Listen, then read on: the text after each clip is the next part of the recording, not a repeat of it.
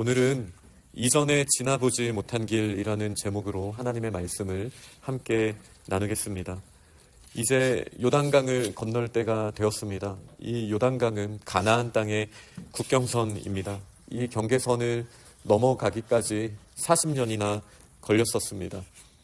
그들이 믿음으로 갈 수 있는 땅, 하나님의 말씀을 듣고 하나님의 말씀에 순종할 때 하나님의 나라를 풍요롭게 경험할 수 있었지만 40년 전 가데스 바네아에서 정탐한 후에 이들은 믿음의 눈으로 이 땅을 바라보지 못하였고 자신들과 거주민들을 비교했을 때 그들이 갈 수 없다라고 생각을 했었습니다.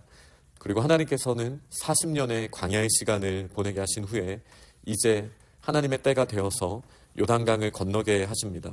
이렇게 건너가게 하실 때 사흘 동안, 3일 동안을 요단 강가에서 유숙하다가 머물러 있다가 이제 하나님의 말씀이 여호수아와 리더십들을 통하여 선포되게 됩니다.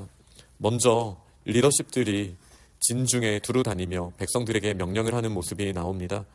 우선 레위 사람 제사장들이 여호와의 언약궤를 매는 것을 보거든 우리가 그 언약궤를 뒤따르면 된다라고 말하면서 약 2000규빗쯤 떨어져서 그것에 가까이 하지 말라라고 이야기하고 있습니다.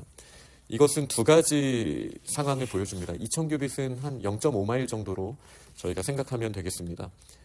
그렇게 멀지도 않으면서 그렇게 가깝지도 않은 이 거리만큼 떨어져 있을 때 하나님의 영광을 제대로 볼 수 있었습니다. 또 하나님이 어떠한 놀라운 일을 하시는지 이제 한눈에 볼 수 있는 거리, 하나님의 영광을 보기에는 충분하지만 하나님의 영광을 자기 자신이 가로막지는 않을 수 있는 거리만큼 백성들은 떨어져 있어야 한다고 리더십들을 통하여 분명하게 선포했습니다. 이때 여호수아가 백성들에게 선포합니다. 자신을 성결하게 하라. 여호와께서 내일 너희 가운데 기이한 일들을 행하시리라. 이 장면은 시내산에서 성결하게 하라고 하나님의 임재 앞에 나아갈 때 성결하게 하라고 하신 하나님의 말씀, 모세를 통해 주신 말씀을 우리로 기억하게 합니다. 하나님께서 이적을 베푸실 것입니다. 출애굽 때 이적을 베푸셨던 하나님, 그리고 홍해를 건너가게 하셨던 하나님께서 요구하신 것은 무엇입니까? 성결하게 하라는 것입니다. 거룩하신 하나님 앞에서 우리도 순전하게 또 거룩함을 사모하면서 자기 자신을 준비해야 합니다. 거룩함을 사모하는 마음이 우선입니다. 그러면서도 하나님의 임재를 바라보며 우리 자신을 거룩한 하나님 앞에 서기에 부끄럽지 않도록 성결하게 하는 모습, 요단강을 건너기 위하여 반드시 준비해야 하는 모습인 줄 압니다. 제사장들에게 여호수아가 말합니다. 언약궤를 메고 백성에 앞서 건너라. 영적인 리더십들에게는 백성에 앞서서 건너야 한다라고 말합니다.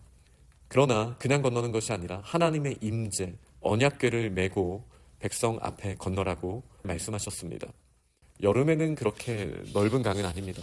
갈릴리 호수의 북쪽 요단강이 있고 남쪽에 요단강이 있어요. 남쪽으로 갈수록 하류가 되겠죠. 북쪽에서부터 물이 흘러가니까. 그런데 오늘 이야기하는 6월절 즈음에 곡식 거두는 시기인 이때에는 물이 범람하는 시기이기는 합니다. 첫 번째 우기이기도 하고 두 번째는 헐몬에서부터 요단강이 흘러오게 되는데 이 헐몬이 원래 만년설이거든요. 근데 겨울이 지나면서 이 헐몬산 그 큰 산에 2000m가 훨씬 넘는 이 높은 산에서 눈이 녹으면서 이 시기가 요단강이 가장 물이 많이 흐르는 시기입니다. 여리고 근처의 요단강의 폭은 한 30m 정도 가까운 폭입니다. 아무리 작은 강이라 하더라도 이게 쉽게 건널 수 있는 강은 아닙니다. 그리고 깊이는 1m에서 3m 정도 되는 사람이 절대 걸어서 그냥 지나갈 수 없는 강, 그리고 물이 범람하여서 빠른 속도로 흘러가는 강입니다. 지금 수많은 이스라엘 백성들이 함께 요단강을 건너야 합니다. 다리가 있거나 이런 상황이 아니죠. 그리고 배를 만들어서 지금 건너는 것도 상상할 수 없는 상황입니다. 대규모의 이동입니다. 어떻게 해야 합니까? 사람의 방법으로 생각하면 아주 쉬운 방법들이 있습니다. 남쪽으로 가서 사해 아래로 지나가면 강 없이 지나갈 수 있습니다. 이 요단강의 끝은 사해거든요. 사해보다 남쪽으로만 돌아가면은 요단강에 적시지 않고 가나안 땅으로 입성할 수 있습니다. 혹은 한여름에 지나가는 것도 방법입니다. 한여름에는 건기이기 때문에 이렇게 30m 폭으로 넓게 강이 흘러가지 않습니다. 그러니 시기적으로 검토해 볼 수 있고 지리적으로 검토해서 쉽게 가나안 땅에 입성할 수 있는 방법들이 얼마든지 있습니다. 40년을 기다렸는데 이 시간을 조율하는 것이, 이 장소를 이동하는 것이 그렇게 어려운 일이었겠습니까? 그러나 이들이 지금 요단강을 건너가는 이유는 무엇입니까? 하나님이 명령하셨기 때문입니다. 우리가 이 사실을 기억해야 돼요. 이 정도로 하나님이 요단강을 줄여주신 시기, 여름이 되었으니 건너가도 돼. 아니, 요단강이 있으니 돌아가면 돼. 라고 생각하기 쉽지만 하나님께서는 영적인 리더십들에게 법궤를 메고 요단강에 서라고, 백성들에 앞서서 요단강을 밟고 서라고 명령하셨어요. 이거는 쉬운 명령이 아닙니다. 강하게 흐르고 있는 이 요단강 가운데 먼저 앞서가서 언약궤를 메고 서라 라고 말씀하신 거예요. 이것은 그들의 육신의 눈으로 봤을 때에는 아주 위험한 일이었습니다. 3일 동안 요단강을 바라보게 하셨죠. 하나님의 말씀이 계속 임하고 있습니다. 그리고 강하고 담대하라고 말씀하신 영적 리더십 여호수아를 통하여 이 백성이 순종의 길로 갈 수 있도록 마음의 준비를 시키셨습니다. 이 일을 하신 이유는 7절에 잘 나오죠. 여호와께서 여호수아에게 이르시되 내가 오늘부터 시작하여 너를 온 이스라엘의 목전에서 크게 하여 내가 모세와 함께 있었던 것 같이 너와 함께 있는 것을 그들이 알게 하리라. 이때 하나님께서 이스라엘 백성이 요단강을 건너가게 하신 이유는 하나님이 함께 하심으로 여호수아에게 크신 리더십을 부여하시기 위한 목적이 있었습니다.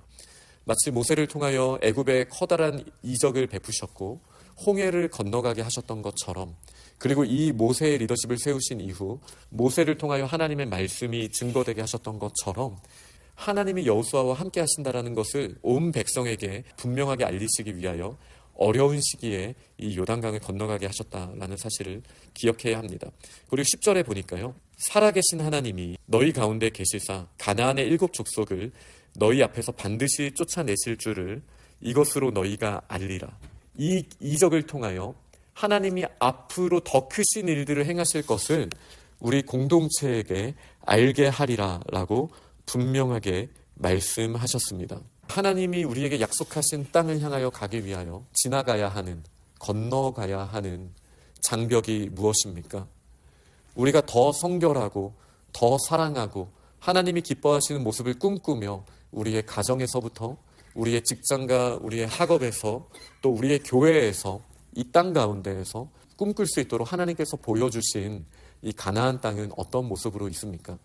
이 약속의 땅으로 가기 위해서는 우리의 힘으로는 뚫고 갈 수 없는 거대한 장벽이 있다는 사실을 기억해야 합니다. 이 장벽 때문에 우리는 멈추고 있습니다. 이 장벽이 무엇입니까? 그 사람과는 말해봤자 소용없어 라는 생각도 있습니다. 나 자신에 대한 생각일 수도 있어요. 내가 아무리 도전해봤지만 며칠 못 가잖아. 이거는 우리가 할 수 없는 일이야. 원수를 사랑하라고? 그러나 이 사흘 동안 하나님께서 계속 백성들에게 말씀하시는 일들은 일관됩니다. 먼저 영적 리더십들이 법궤를 메고 앞장서야 됩니다. 거룩하신 하나님이 우리와 함께 계시니 우리도 성결하게 해야 합니다. 하나님의 말씀을 청종하고 순종하는 일이 일어나야 합니다. 그럼 이제 어떻게 됩니까?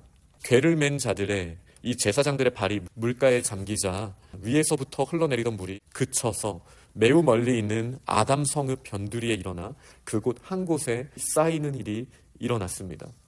이 아담이라는 성읍은 캠프를 친 곳에서부터 북쪽으로 약 17km 정도 떨어져 있는 곳이었습니다. 이 먼 곳에서부터 물이 끊어져서 언덕으로 물이 쌓이게 되었습니다. 남쪽 여매라고 표현된 사해로 흘러가는 물은 완전히 끊어지게 되었습니다. 이게 단순히 지진이 일어나서 요단강이 마른 땅이 되었다. 역사적으로 지금 관측된 경우도 2경우 정도가 있다고 합니다. 그러나 그 정도로 비교할 수 있는 일이 아닙니다. 이렇게 물이 언덕처럼 쌓이는 것을 어떻게 우리가 지진이라고 말할 수 있겠습니까? 모든 백성이 건널 동안 쌓여 있습니다. 분명히 17절은 마른 땅의 제사장들이 굳게 섰다. 이 언약궤를 맨 제사장들이요, 요단강 가운데까지 나아갔어요. 그 마른 땅에 굳게 섰다라고 분명히 말하고 있습니다. 모든 백성이 이 요단을 건너기를 마칠 때까지 모든 이스라엘은 마른 땅을 건너게 되었습니다. 이것이 하나님이 약속의 땅으로 들어갈 수 있도록 우리에게 힘을 주시기 위해서 요단강에 이적을 일으키시는 이유입니다. 우리가 생각할 때 하나님이 나를 인도하셨어 라는 이 고백을 하기 위해서 평탄한 길, 대로를 생각하기가 쉽습니다. 앞길을 모두 열어주셔서 하나님이 모든 걸 행할 테니 너는 그냥 따라오기만 하면 돼 라는 것이 은혜라고 생각하기가 쉽습니다. 그러나 이 이스라엘 백성이 3일 동안 범람하는 요단강을 바라보게 하셨어요. 여전히 범람하는 가운데 믿음으로 이 요단강에 발을 내디디라고 분명하게 말씀하시는 거예요. 그 사람이 변하면, 조직이 변하면, 내 프로젝트의 환경이 변화되면 저는 이제 하나님의 말씀인 줄 알고 순종하겠습니다가 아니라는 거예요. 여전히 상황은 변하지 않아요. 새해가 됐어도 변한 것 같이 느껴지지 않아요. 그러나 먼저 성결하게 하고 하나님의 법궤를 가지고 요단강에 발을 내디디라고 명령하시는 거예요. 그리고 하나님의 임재하심 가운데, 거룩함 가운데 우리가 사랑을 가지고 이 일에 순종하며 나아갈 때 요단강이 끊어지는 역사가 일어나게 되는 줄 믿습니다. 요단강은 다시 흐르게 돼요. 여전히 앞에 여리고성도 있고 여전히 수많은 가나안 백성들이 눈앞에 있습니다. 그러나 무엇이 변화되었습니까? 하나님이 놀라운 역사를 하신 일을 눈앞에서 목도한 이스라엘 백성들에게 큰 믿음이 생긴 거예요. 이것보다 귀한 일이 없습니다. 큰 장벽이 있고 더 큰 어려움이 있었던 만큼 이 일에 순종한 이스라엘 백성에게는 여호와 하나님이 함께 하시니, 온 땅의 주라는 표현이 오늘 반복되고 있는데, 온 땅의 주께서 우리와 함께 하시니 이보다 더 큰 일이 있더라도, 우리 앞을 가로막을지라도 두려워하지 않는 믿음이 이스라엘 백성에게 생길 수 있었던 것입니다. 그러니 새해를 시작하고 여전히 우리 앞에 있는 범람하는 저 강을 바라보며 우리가 한탄할 것이 아니라 하나님 앞에 성결하고, 우리가 여호와의 법궤가 그 앞을 지나가는 것처럼, 여호와의 법궤는 하나님의 임재를 상징하잖아요. 그 법궤의 상판을 우리는 속죄 소라고 하는데, 예수 그리스도의 대속, 십자가를 흘린 그 피가 뿌려지는 곳 아닙니까? 예수 그리스도의 십자가가 앞서가고 그 십자가의 길을 우리가 따라갈 때 요단강이 끊어지는 역사가 일어날 줄 믿으시기 바랍니다. 이 믿음으로 우리는 약속의 땅을 정복하는 거예요. 약속의 땅은 칼과 창으로 이길 수 있는 땅이 아닙니다. 하나님의 임재가 있는 성결함 가운데 거룩하신 하나님 앞에 나아갈 때 반드시 요단강이 끊어지게 하시고 우리에게 약속의 땅을 허락하실 줄 믿고, 두려워하는 것이 아니라 하나님의 약속에 먼저 성결하게 우리가 앞장서는 영적 리더십, 그리고 그 또 영적 리더십들을 따라갈 수 있는, 순종하는 우리 귀한 믿음의 공동체가 다 될 수 있기를 간절히 소망합니다. 아멘.